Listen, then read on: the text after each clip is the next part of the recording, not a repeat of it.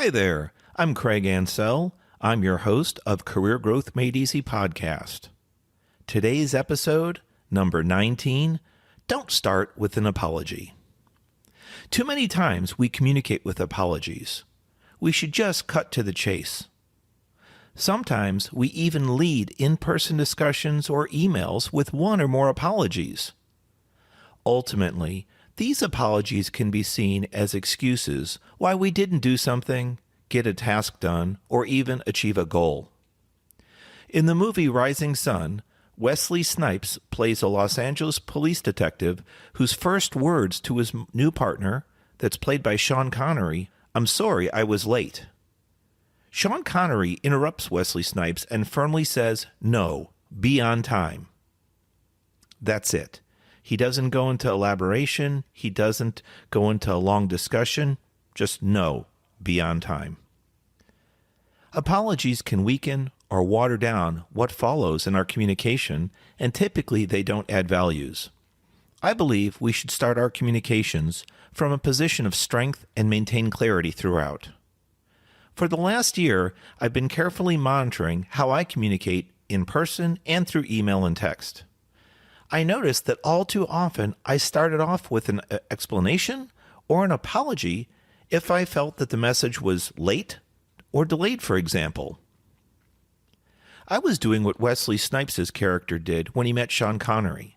My first communication or response was an apology.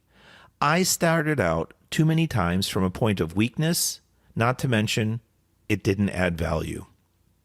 As we talked about in episode 3, overloaded with email and text, you have to start somewhere. You need to get your thoughts, that is, your message out of your head.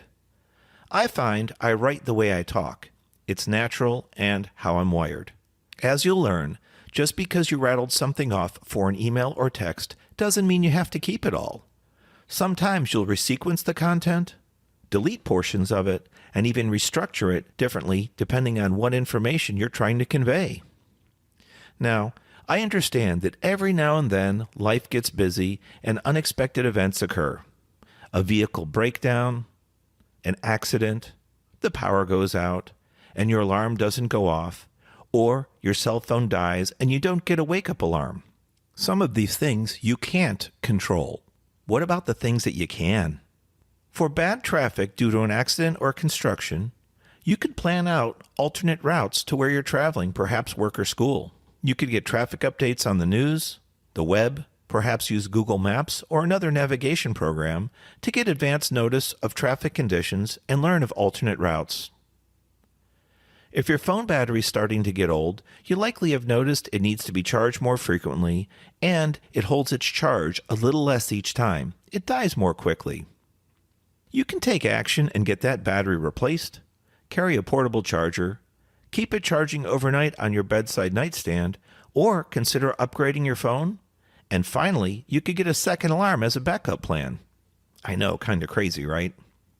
Revisiting the show title, with a little flexibility, Don't Start with an Apology converts to Don't Start with Excuses.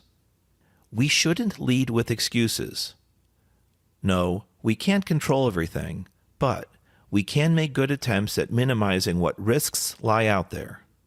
Rather than react, we slowly move ourselves to become proactive. From there, our confidence can build, and you might just say we walk a little taller. When we take time to carefully craft our messages, we begin evolving into a position of ownership and, dare I say, leadership. Not only do we appear to become more accountable and ownership-based to those we communicate with, we build attractive traits of being trustworthy and reliable. Think back for a moment. Do you know anyone that always had an excuse? Did you at any point try to offer them suggestions or improvements, trying to help them out, only to find that they rejected your offer or came up with additional apologies and/or excuses? When someone continuously starts conversations with apologies or excuses, they're crafting both inward and external messaging that this behavior is acceptable. In fact, the inward message they start to believe is, "It's not my fault." Worse yet, they start to become unaccountable. Think back to a time you had to apologize for being late, for getting a personal appointment, or perhaps a business engagement. Number 1, how did that make you feel in the moment of the apology? Number 2, you likely were not able to focus 100% because some of your mental energy was wrapped up on the emotional aspect of the situation. Number 3, once you noticed the mistake, you may have spent most of your focus preparing for the apology, even a significant amount of time and energy crafting the excuse. What am I going to say? How am I going to explain this? Instead, you should have been mentally preparing for the meeting, the appointment, etc. Since much of our communication today is via email and text, I strongly suggest you go back and listen to episode 3, titled Overloaded with Email and Text, which gives you a step-by-step approach to cleanly crafting emails, clearly requesting information, and effectively responding to questions.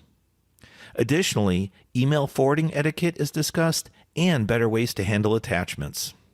As we close up today with episode 19, Don't Start with an Apology, I want to thank our regular listeners out there and apologize for the temporary pause in new podcast releases. If you're struggling with a job or career-related topic, please reach out to us. We're here to help you. We're on Facebook, Instagram, and LinkedIn at Craig Ansell.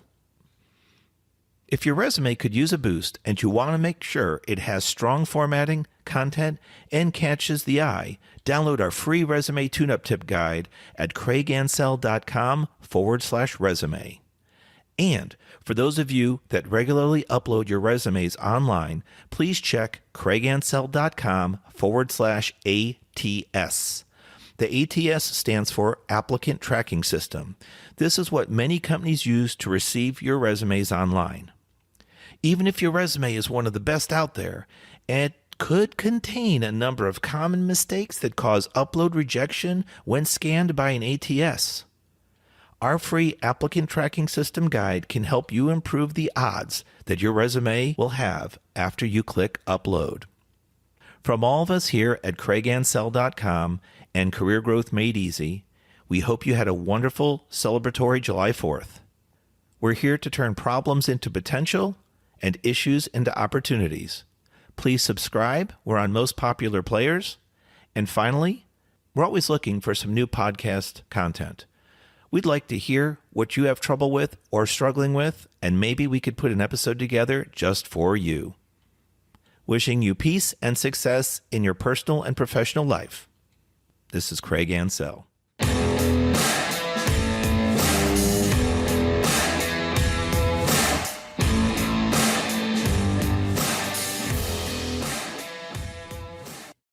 Thanks for watching. If you've enjoyed this episode, be sure to subscribe to our channel. New episodes every Monday. In the meantime, why don't you follow us on social media at Craig Ansell on Facebook, LinkedIn, and Instagram. To book a coaching appointment, download our free guides, or join our email list, check out the links in the description below.